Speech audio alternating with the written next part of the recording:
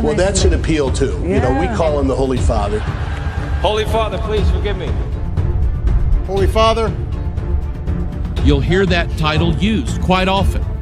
This man, Bergoglio, Francis the Talking Pope, his predecessors, John Paul II, Pope Benedict, John Paul I, Pope Paul, Pope John the 23rd, Pope Pius. You can go all the way back, folks. I'm talking centuries. These men are replacement gods.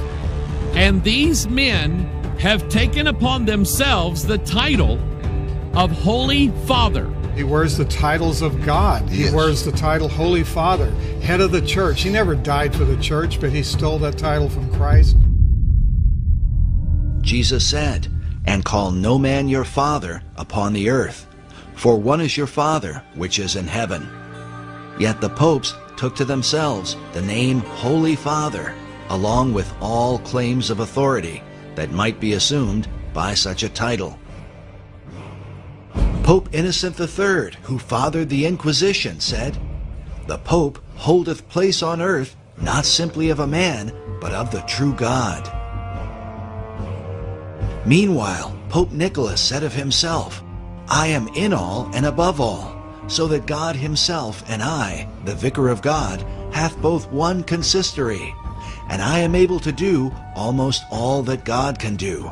I then, being above all, seem by this reason to be above all gods." Nicholas even claimed that the popes had the power to change the gospel itself, saying, "Wherefore, no marvel, if it be in my power to dispense with all things, yea, with the precepts of Christ." But in the Bible, Jesus says, "Behold, I have set before thee an open door, and no man can shut it, and no man openeth." The Apostle Paul warned that, "If any man or an angel from heaven preach any other gospel unto you, let him be accursed." Yet despite these biblical warnings, the popes repeatedly claimed they were equal to and above God, and were even called by Catholics our Lord God, the Pope. The Lateran Council, while addressing Pope Julius II, said to him, "Take care that we lose not that salvation, that life and breath which thou hast given us, for thou art shepherd, thou art physician, thou art governor, thou art husbandman, thou finally art another God on earth." In the 19th century, Cardinal Giuseppe Sarto, who would later become Pope Pius X, declared, "The Pope is not simply the representative of Jesus Christ. On the contrary, he is Jesus Christ himself, under the veil of the flesh. Does the Pope speak? It is Jesus Christ who is speaking. Hence, when anyone speaks of the Pope, it is not necessary to examine, but to obey." Jesus said of himself, "I am the way, the truth, and the life. No man cometh unto the Father but by me."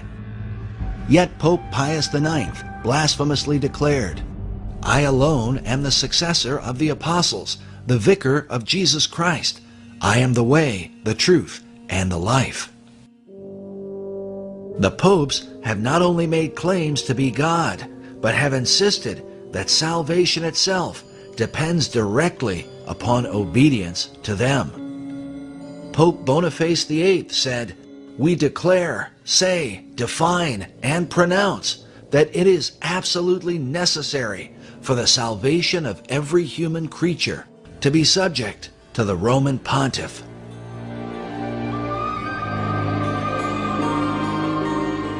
Pope Clement VI said, "No man outside obedience to the Pope of Rome can ultimately be saved. All who have raised themselves against the faith of the Roman Church and died in final impenitence have been damned and gone down to hell."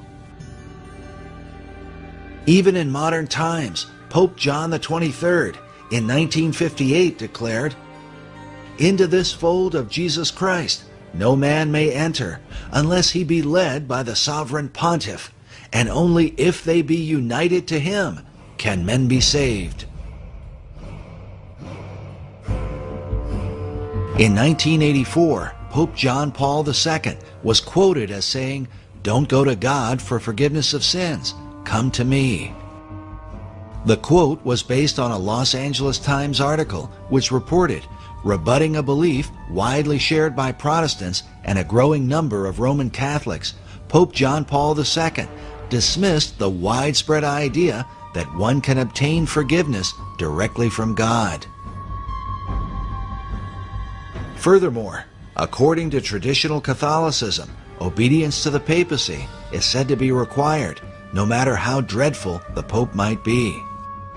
Catherine of Siena, one of the patron saints of Italy, whose mummified head is still preserved in Rome today, said, "Even if the Pope were Satan incarnate, we ought not to raise up our heads against him, but calmly lie down to rest in his bosom. He who rebels against our Father is condemned to death. For that which we do to him, we do to Christ. We honor Christ if we honor the Pope."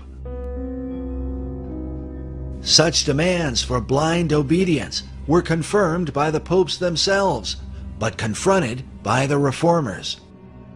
By men like Martin Luther, who said, "The Pope, possessed by demons, defends his tyranny with the canon, Si Papa, or Yes, Father. This canon states clearly, if the Pope should lead the whole world into the control of hell, he is nevertheless not to be contradicted.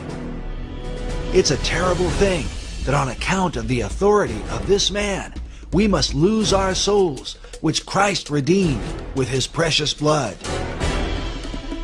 Because of this evidence, Luther declared, "I believe the Pope is the masked and incarnate devil, because he is the Antichrist."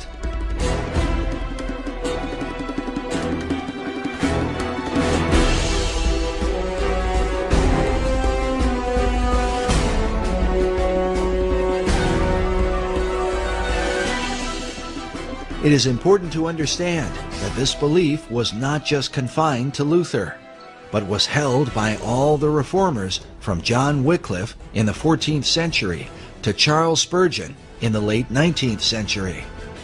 Spurgeon said, "It is the bounden duty of every Christian to pray against Antichrist, and as to what Antichrist is, no sane man ought to raise a question. If it be not the Popery in the Church of Rome, there is nothing in the world that can be called by that name."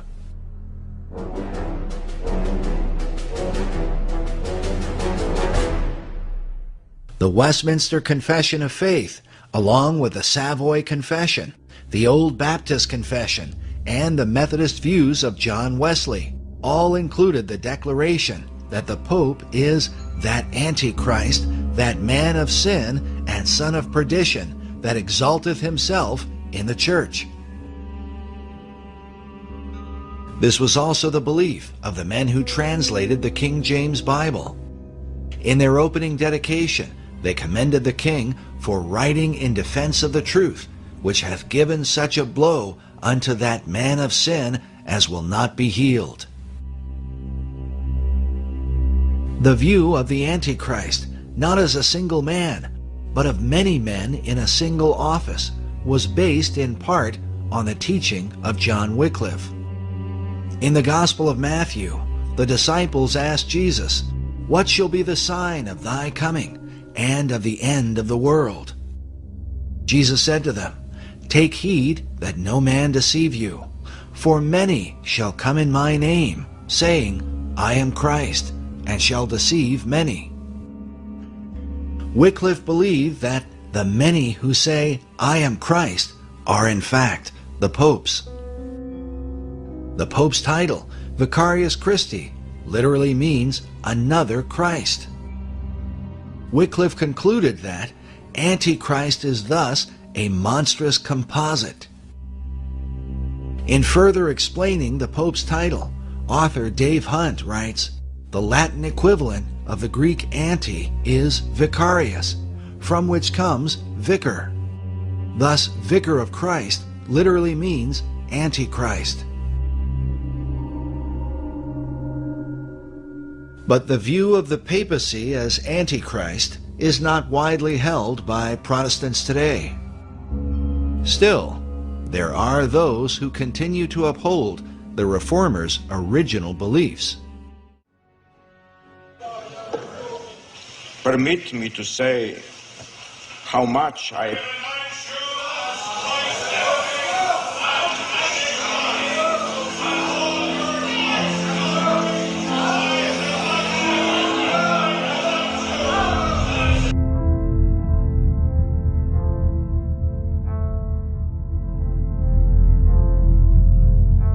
this official Vatican portrait of the current Pope. It is called The Truth, the Way, and the Life, Portrait of His Holiness, Pope Benedict XVI. But can this really mean that in the modern world there are some who still believe the Pope to be equal to Christ and God? Mr. President, final question. Yes, sir. You said famously, when you looked into Vladimir Putin's eyes, you saw his soul. Yeah. When you look into Benedict XVI's eyes, what do you see? God. Good way to end the interview. Thank you, sir. Thank you, sir. My pleasure.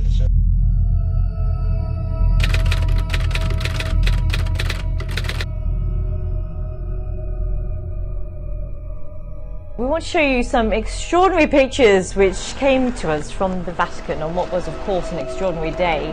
Within hours of Pope Benedict announcing that he was to resign, take a look at this. Lightning struck St. Peter's Basilica. You can see it again now in slow motion. Lightning struck St. Peter's Basilica twice immediately following the resignation of Pope Benedict XVI. Now, some people might not make anything of that, but lightning is something in sacred literature that almost always carries spiritual connotation. Sometimes it's good, sometimes it's evil, like when Jesus referred to Satan as falling like lightning. And I can't help but think that the timing of two lightning bolts on this particular building, the St.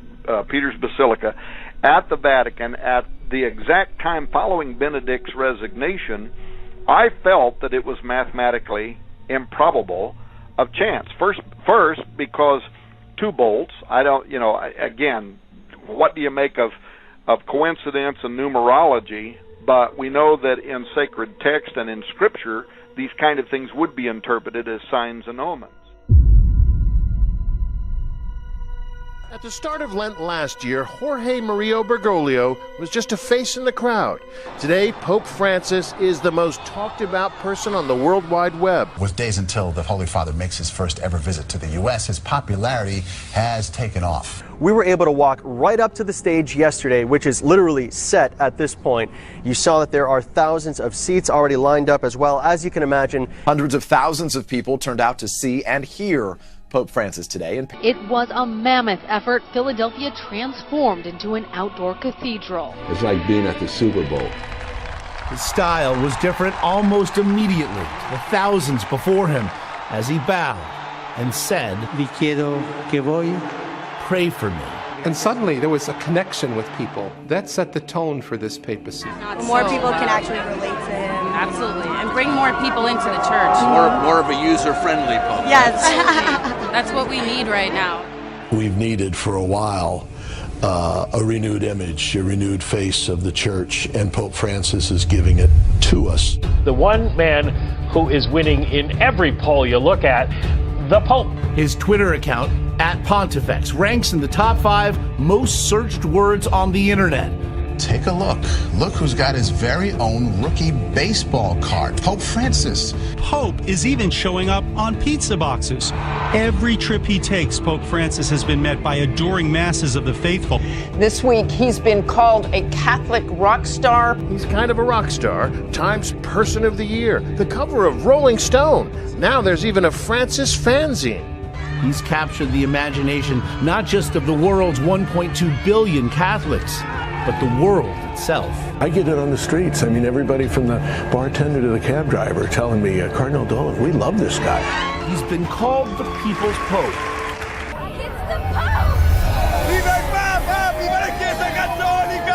The papacy is saying, I'm a follower of so-and-so. You see people going out and giving the rock star treatment and fawning and fainting and screaming and everything when a pope goes by. I mean, he's just a man. Humility has made the former Jorge Bergoglio a star far beyond the Catholic Church, and became one of the most popular religious leaders of our time. You can't be a Catholic without acknowledging Pope Francis as the representative of God on earth.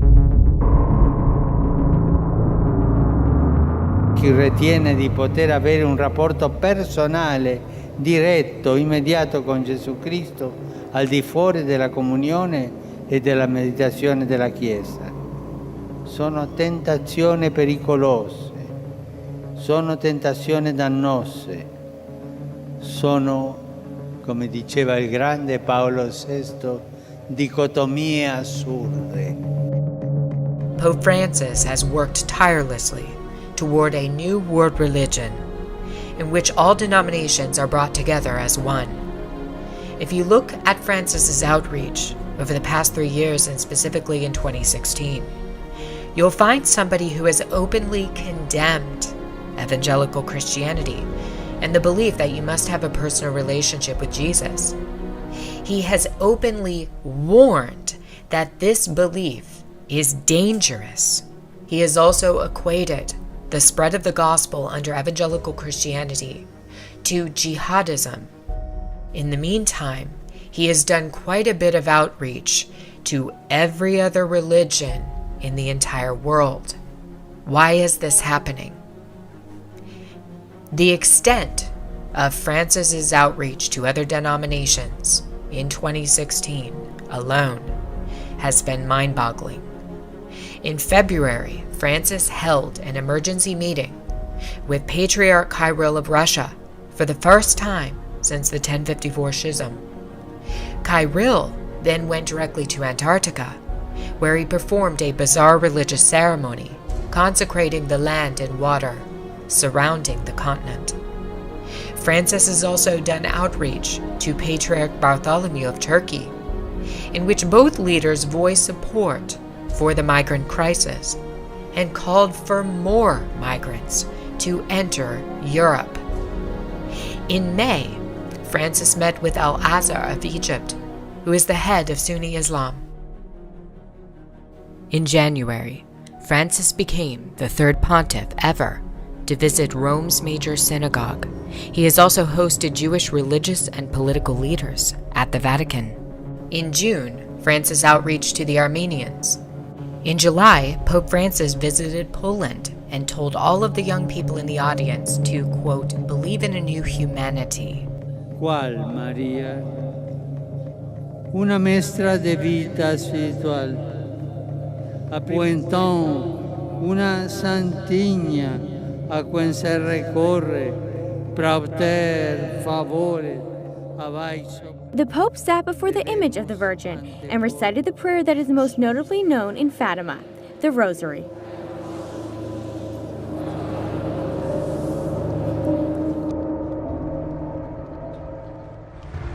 She's called the United Nations International Pilgrim Statue of Fatima and travels around the world. I've seen people who break down in tears as soon as they look at the face. The faithful believe they're seeing the face of Jesus' beloved Mother Mary. The theologians say it's called the aura of the Mother of God around it. That means the Mother of God's presence is with that image in such a way that you can look at other images of Our Lady and get your fill. It is one of the 4 original statues made under the guidance of Sister Lucia, the oldest of the 3 children. The 3 children, Lucia, Jacinta, and Francisco, said they saw an apparition of Mary while herding sheep near the village of Fatima, Portugal, May 13, 1917, and she revealed 3 secrets to them, including the prediction of World Wars I and II. And this is the face Lucia described. When you're looking at it, you feel her presence. You can get your fill at looking at other beautiful images, but you cannot get your fill at looking at this. You just want to look, and look again. Just a Mary shrine here, Mary shrine there. Mary shrine here, everywhere. Why do people praise and worship Mary, whom Jesus was born of?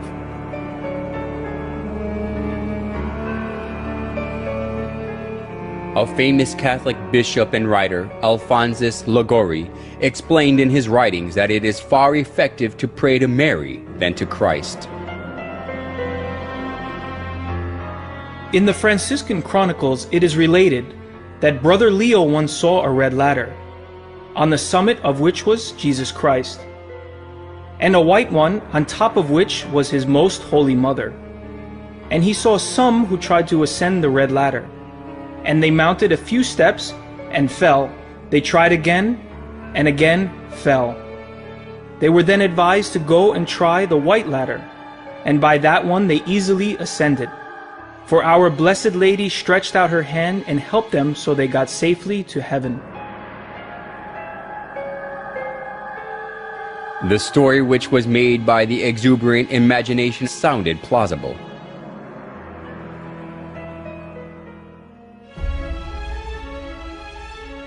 Although it was a man-made story, Pope Gregory XVI canonized Liguori as a saint, and Pope Pius IX declared him a doctor of the Catholic Church. Now Catholics are taught that it is better to pray to Mary, who is merciful and understands us. We must never go to our Lord Jesus except through Mary, using her intercession and good standing with Him. We must never be without her when praying to Jesus. The plausible logic that Jesus cannot refuse Mary's request because she is his mother is shown well even through the image of Mary and baby Jesus.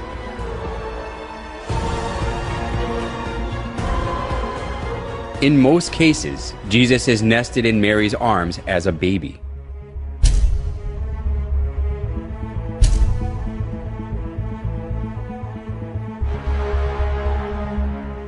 This downgrades Jesus to a little baby who is always dependent on Mary and lets people think that he can do nothing without Mary.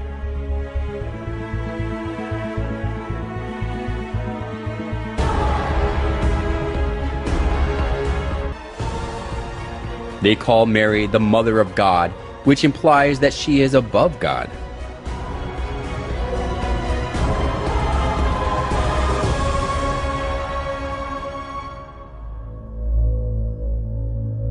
Mary as a female is merely a creation who was chosen to conceive Jesus. Mary worship of the Catholic Church reminds us of the mother-child worship of ancient Babylon. Just as Semiramis artfully spread the mother-child worship throughout Babylon when she ruled it over instead of her son Tammuz, the Catholic Church now makes people worship Mary, not God, by accepting the mother-child worship from Babylon.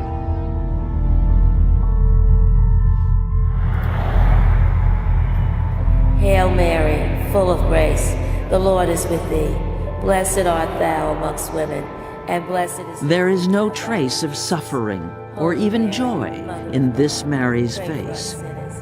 But it is not the alabaster emptiness of her gaze these people see as they pray. It is the Mary whose pain at the loss of her son, Jesus Christ, resembles their own.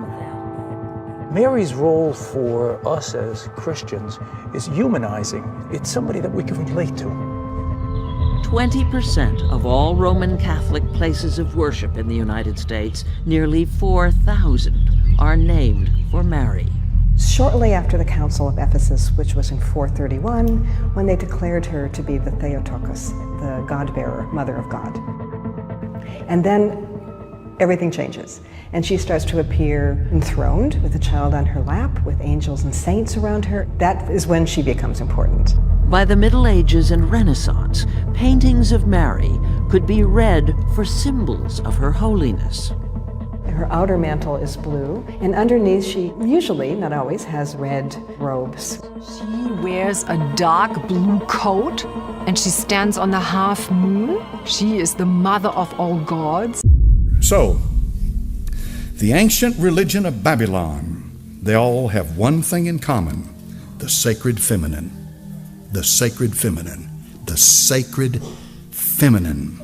Ishtar the Babylonians, Tyre the Buddhism, Fatima of Muhammad, Sophia the Gnostics, Shekinah to the Kabbalist Jew, Mary to the Catholic, and Shakti to the Hindu.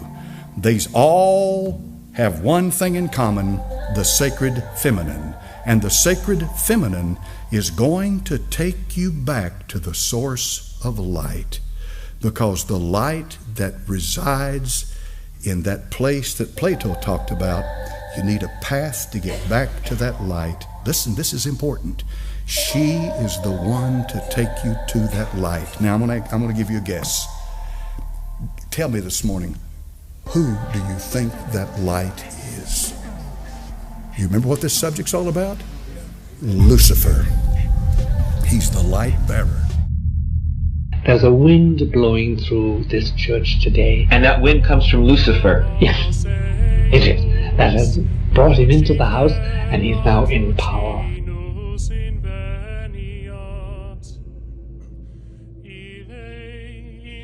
No doubt about it, Lucifer is the prince, and he has now a place within the central citadel of the church.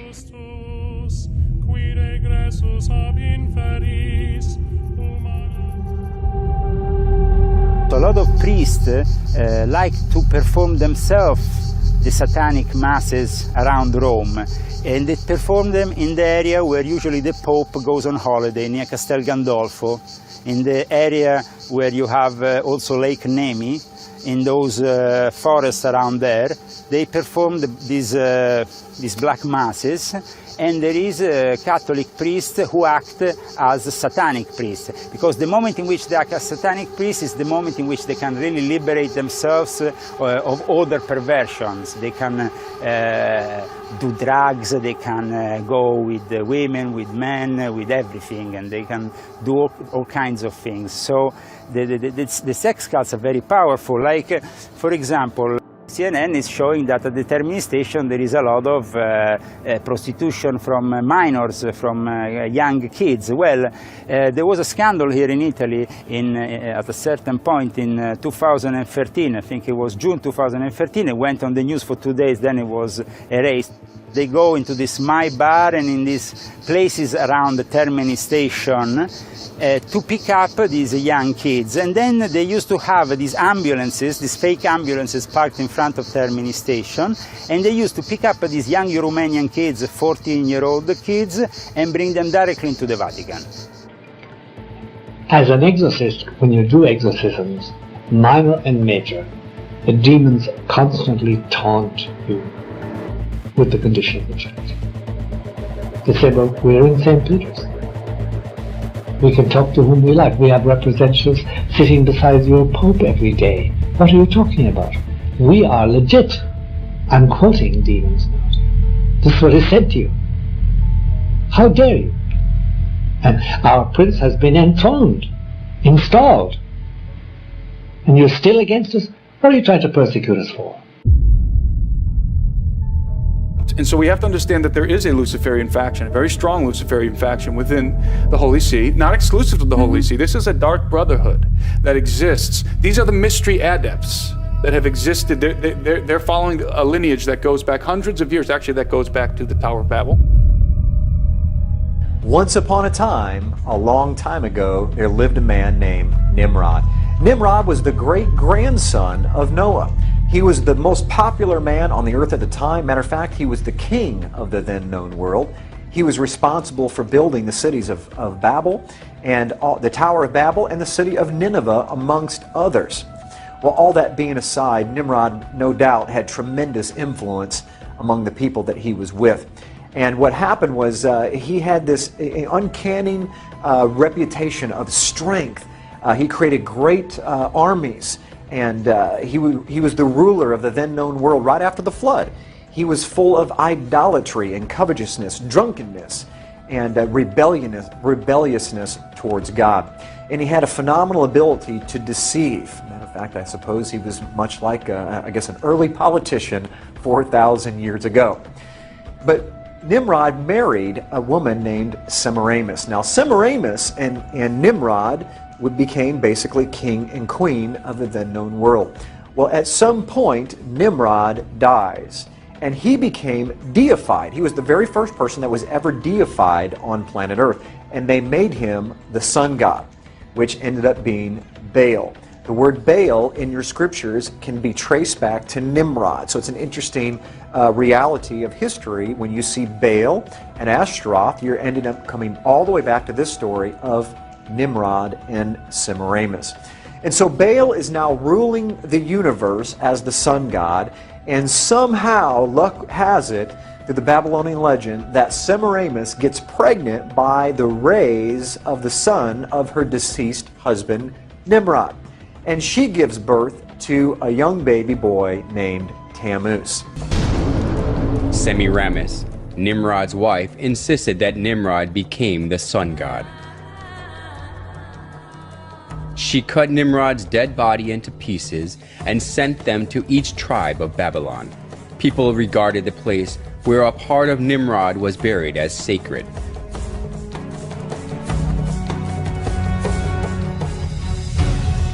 She also claimed that Nimrod was reincarnated as her son.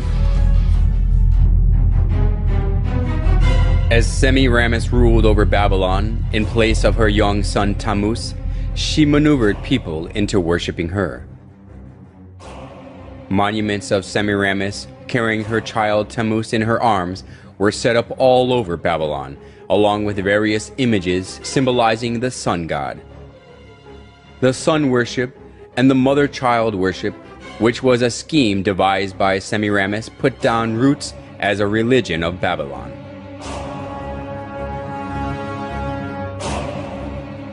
Idolatry stemmed from Babylon, spread to many countries after the Tower of Babel collapsed. It is because when the Babylonians were scattered over the whole world, they brought the sun worship and the mother-child worship. The sun worship and the mother-child worship were assimilated into the cultures and religions of many countries, and they came to have various forms and names.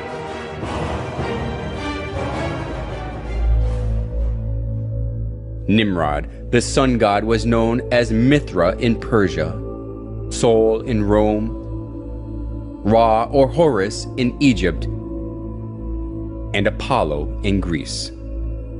Semiramis and Tammuz, who were the start of the mother-child worship, was called Isis and Horus, Venus and Dionysus, Diana and Attis, and Astaroth and Tammuz, respectively. Besides these, the image of goddess, who is holding a baby in her arms, was venerated in many countries of the world.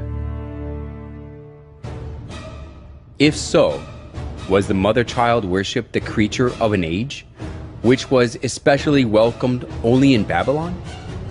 Surprisingly, the mother-child worship of Babylon has been passed down through the thousands of years and still exists today. In Vatican of Rome, we can find the mother-child worship in its original state.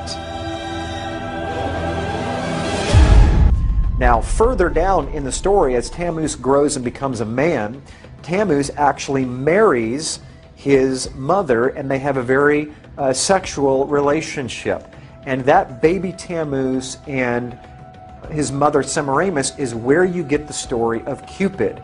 Cupid, during Valentine's Day, is how the story of Valentine's Day developed, was from Tammuz, who married a very unbiblical relationship with his mother.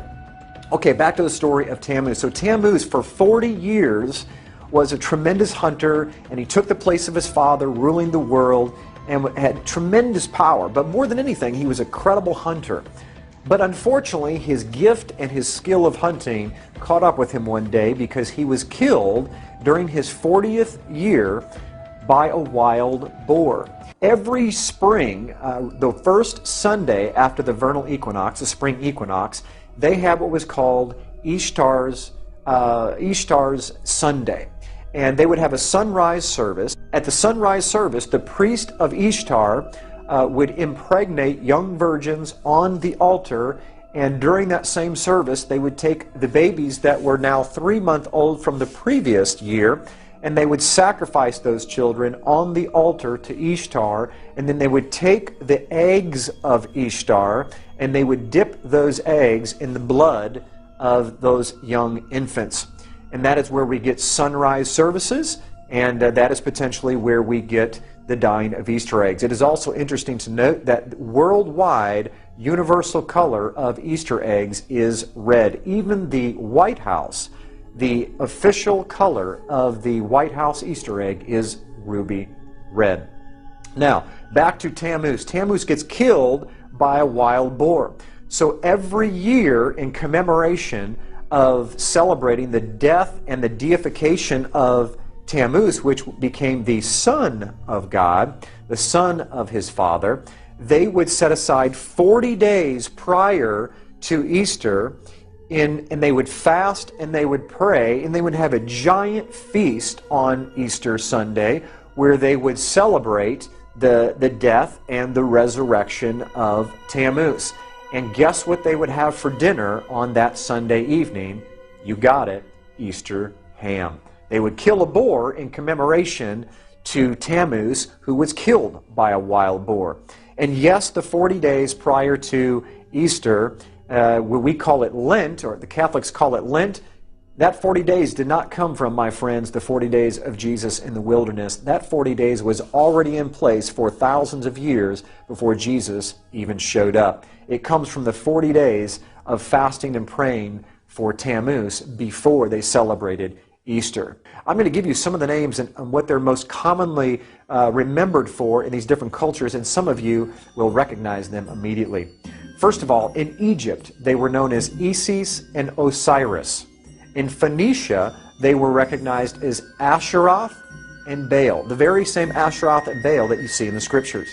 In Greece, they were Aphrodite and Adonis, or Eros, where we get the word erotic from. And in Rome, they were called Venus and Cupid. That's right, that's where we get Valentine's Day from, and Cupid. Even in the Far East, listen to this, this is amazing, Cupid was known as Zoroaster. Zoroaster is made up of two words, Zoro, which means seed of, and Asheroth, which is Easter. And so what Cupid actually means in the Far East is the seed of Easter, or the seed of his mother. Tammuz and his mother, Semiramis. If you look on your screen, you're going to see Isis and Osiris, or this is Ishtar and Tammuz. Now, some of you may be asking, well, wait a minute, I celebrate Easter, you're talking about Ishtar. Easter is actually the Anglicization of the word Ishtar. In other words, if you say Ishtar in English, it's pronounced Easter. That's how the etymology of that word evolved over time. What I want you to see is, I want you to see what's on her head is a crescent moon, and in the center of that crescent moon is the actual sun itself. And so the symbol of power of Isis, or Ishtar, was the crescent moon holding the sun itself, her deceased husband, Baal, the sun god. And you can see the baby there that is nursing from her breast. Ishtar was known as the goddess of the East, the bare-breasted fertility god of the East, or the sunrise, which is why they had the service at sunrise on Easter morning. Here on your screen you see a pagan carving of the solar deity Baal Hadad depicted as a disc in a crescent. Okay, you can see the half-moon disc there in the center of your screen with the sun that is cradled inside of it. That is the sun god, as well as the crescent moon that surrounds it. Now, as you see that the main symbol for the sun god was the crescent moon with the sun on the top of it, or centered and cradled inside that crescent moon, we now move to something that's a bit controversial but very true historically, is the Catholic Eucharist is actually the sun that is inside of that crescent moon. I'm going to show you some pictures of the actual Eucharist in different positions, and you're going to see that not only is it similar, it's identical. This is where they got the symbols from.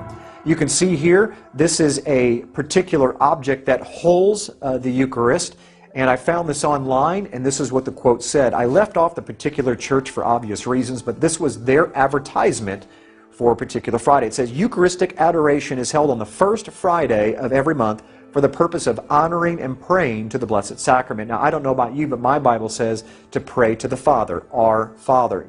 Yeshua, Jesus, said to pray to the Father. He did not say to pray to inanimate objects, whether they represent Him or not. Now, look very carefully at, on the right-hand side, you can see the moon, the crescent moon shaped, holding that sun or that wafer of bread.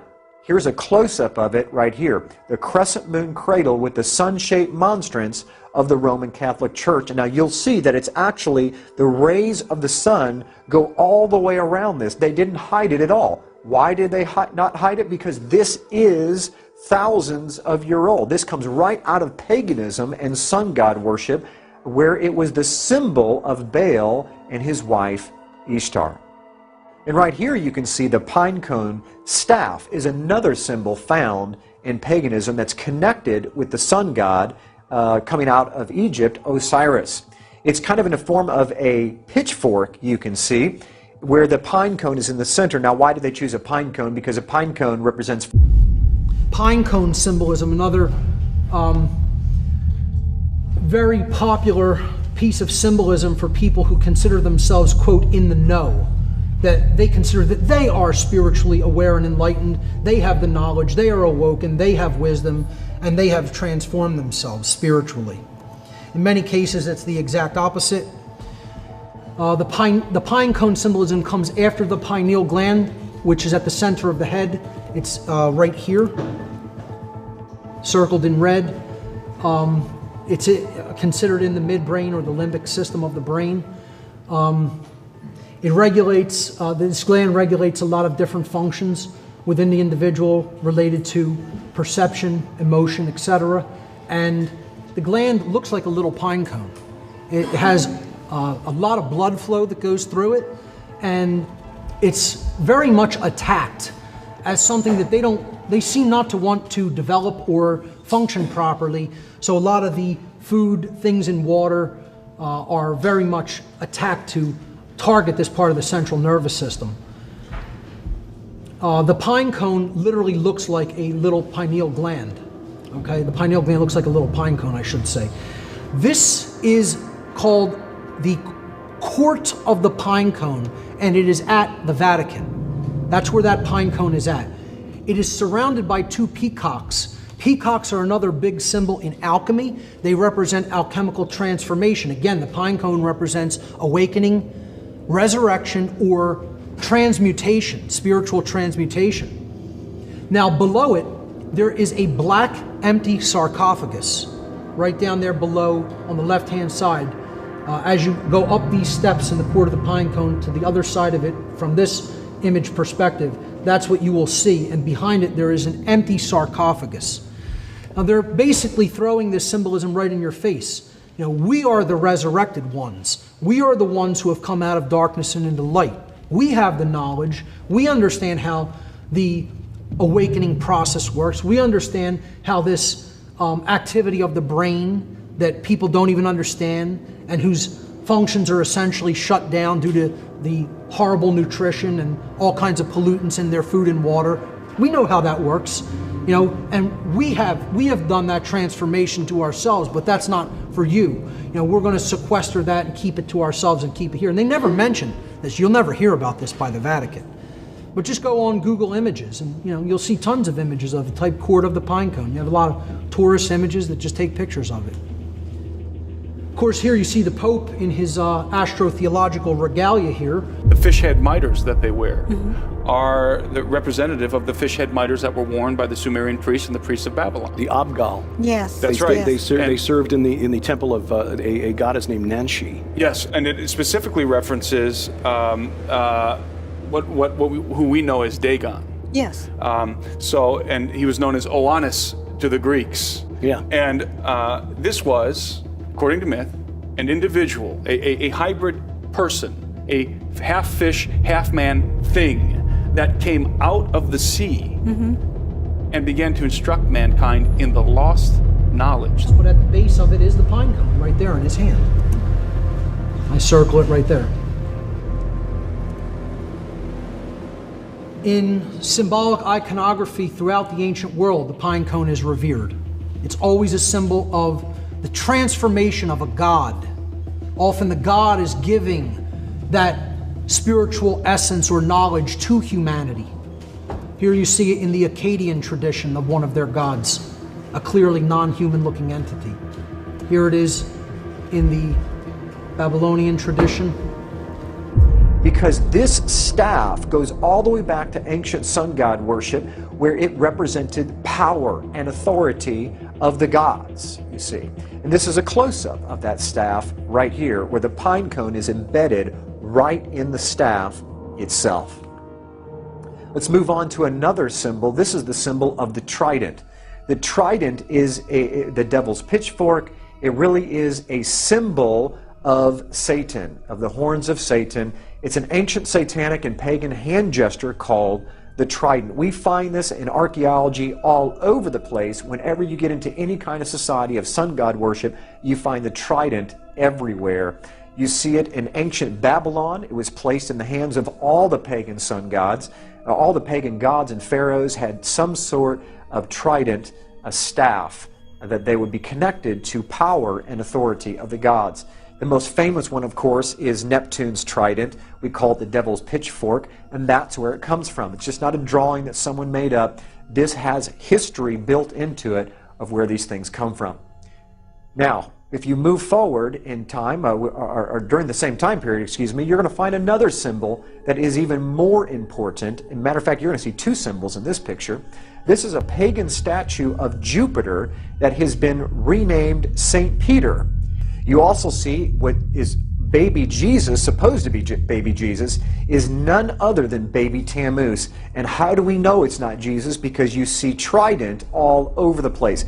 You see the trident symbol in the hand of the infant Jesus, along with the tridents coming out of the statue's head. You'll see three tridents, two coming off the sides of the head and one coming off the top of the head. This is not baby Jesus, ladies and gentlemen. This is a pagan sun god, Tammuz, from the story of Baal, Nimrod, and Semiramis, ended up being Cupid in today's Valentine's Day. And right here is the ancient Babylonian altar for the sun god Baal, and its main symbol is the 8-pointed star, which can be depicted as two 4-point stars built inside of one another as the solar wheel. We see the same solar wheel sunburst over a Buddhist temple in Thailand. Here's a monastery, St. Ignatius, where the solar wheel or sunburst is depicted in the floor tiles. Here's the face of a child, which is of course Tammuz, within the fertility symbol of the sun's rays on a Roman Catholic altar. The same exact symbol is shown in a face of the Babylonian sun god on a pulpit in a Roman Catholic church in Scandinavia. Okay, all this same symbol comes right out of paganism, as I've shown. Okay, this is probably one of the most fascinating pictures that I have. I zoomed in to the Vatican using Google Earth and stopped several miles above, and look what we discovered is this is the largest solar wheel on Earth. This is the court of St. Peter at the Vatican in Rome itself. Excuse me, the sun disk behind the head of this Roman Catholic statue in Westminster Cathedral in London. Where did they get the idea of sun disks behind these saints?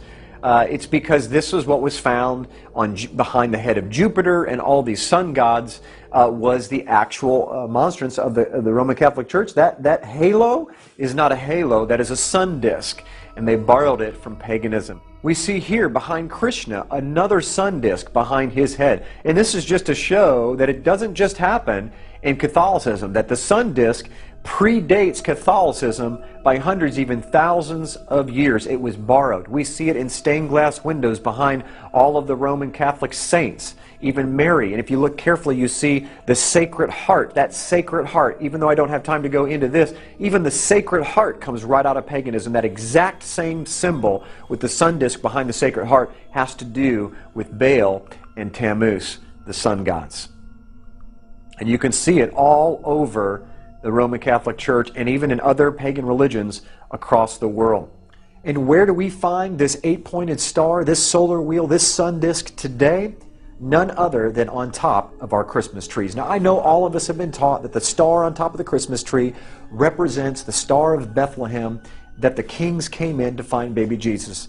But unfortunately, the star of the ancient pagan sun gods predates the star of the Christmas tree, the Star of Bethlehem, by over 1,000 years. They were taking the sunburst and connecting it to what you're going to learn in just a few minutes is the tree of Nimrod. And that is where we get our Christmas tree from and the star that we put on top. If you look carefully, you can see there is a tremendous significance and a similarity between the sunburst and the stars that we put up there today. Here's the sun disk proudly displayed on top of Christmas trees in a mall. Matter of fact, this one doesn't even hide the fact that it's not a star, it's the sun that you're looking at. Even the 8-pointed star on top of the White House Christmas tree for everyone to see is the same 8-point star that we find in archaeology thousands of years ago connected to pagan sun god worship. When do you think the birthday of Nimrod and Tammuz was? On the first day of the year when the sun is reborn. And what day do you think that the sun is reborn? In the middle of winter, at this winter solstice, December 25th. That's right.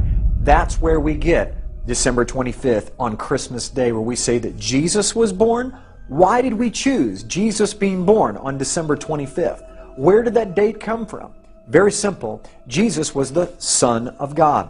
Tammuz was the son of the gods. He was the son of his father, Baal. And so the pagans, which early Christianity came right out of paganism in Rome, they were already worshiping the sun god on Sunday in Rome, which is where we get worshiping on Sunday from. All judges, city people, and craftsmen shall rest on the venerable day of the sun. Constantine's edict in 321 played an important role in making the sun god worship faith to put its roots down in the church. Many Bible believers today have followed tradition handed down by previous generations. They believe and were taught that Sunday is the proper day of worship, that the Savior changed the day of worship from the Jewish Sabbath to Sunday. The adoption of Sunday as the Christian Sabbath has little to do with the Bible and everything to do with Constantine the Great over 300 years after the Messiah's death. Constantine was emperor of the Roman Empire from 306 to 337 CE. He was a sun worshipper who on his deathbed converted to Christianity. In 321 CE, while still a sun worshipper, Constantine established Sunday as the day of worship. He decreed, "On the venerable day of the sun, let the magistrates and people residing in cities rest, and let all workshops be closed." In this coin circulated by Constantine in 317 CE, we see the face of Constantine on one side, and on the other the figure of Sol Invictus, the unconquered sun. The sun god was also known as Mithras, and his birth was on December 25th. This date was adopted as the birth of Christ and became the date for Christmas many centuries later. Clearly, Constantine was an avid worshipper of the sun god Sol Invictus. Amazingly, Martin Luther, the champion of the modern-day Protestant movement, said, "They allege that the Sabbath changed into Sunday, the Lord's Day, contrary to the Decalogue as it appears. Neither is there any example more boasted of than the changing of the Sabbath day. Great, say they, is the power and authority of the Church, since it dispensed with one of the 10 Commandments." Nowhere in the Bible do we see that Yahshua and his apostles changed the day of worship from Saturday to Sunday. In fact, the Messiah in his Sermon on the Mount has this end-time prophecy: "Pray that your flight be not in the winter, neither on the Sabbath day." Those who were tainted with polytheism of Rome looked as if they had converted, but in actuality it wasn't easy for them to get rid of the religious rites and institutions of worshiping the sun, the moon, and the stars, and various gods and goddesses, which they had worshipped since their forefathers. The church in Rome sought for solutions to disburden the pagans when they converted to Christianity. It was to bring in things similar to the gods that the pagans had believed into the church. They thought they would increase the number of pagan converts by doing that.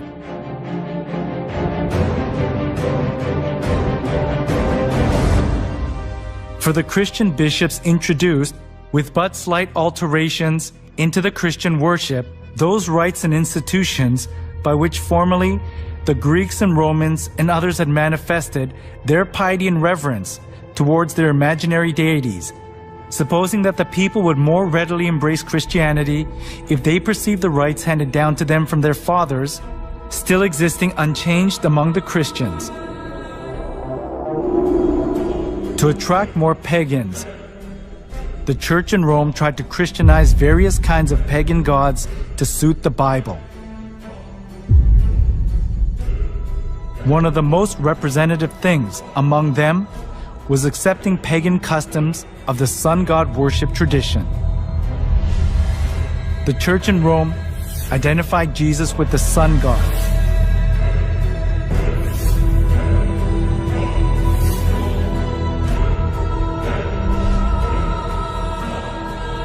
Inside of the church was decorated with various kinds of sun images, and the idea to worship the sun was established as if it were the truth of the church. In the last days, there will be a very convincing counterfeit of God's real church that compromises the truth of Scripture. Jesus warns it will nearly deceive the whole world. The Vatican is secretly preparing for the arrival of alien saviors.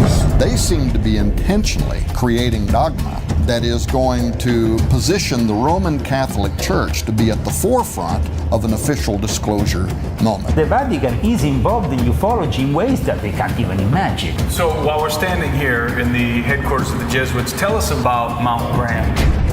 They are constantly monitoring things with the Lucifer device. Sometimes they have to wait for all of the UFOs to get out of the way. I would like to tell you more about Zechariah Sitchin. He told me, John Mario, one night I wake up and I saw an Anunnaki sitting on my bed. History is being repeated. The days of Noah are returning. The gods are returning to the earth to dwell among men and mingle their seed with the human race. Only the truth can prepare us for the lie that's coming. Shortly after this final deception, Christ will return, and he will come for a church that has been purified from all the false traditions and paganism. This spiritual war has been raging down through the ages, and it's clear that this prophecy is fast fulfilling. As the battle intensifies, we're all faced with a choice. Choose for yourselves this day whom you will serve. Soon, all will either join the bride of Christ or follow the beast of Babylon. Where will you stand? In this world, you're either serving Christ or you're serving Lucifer.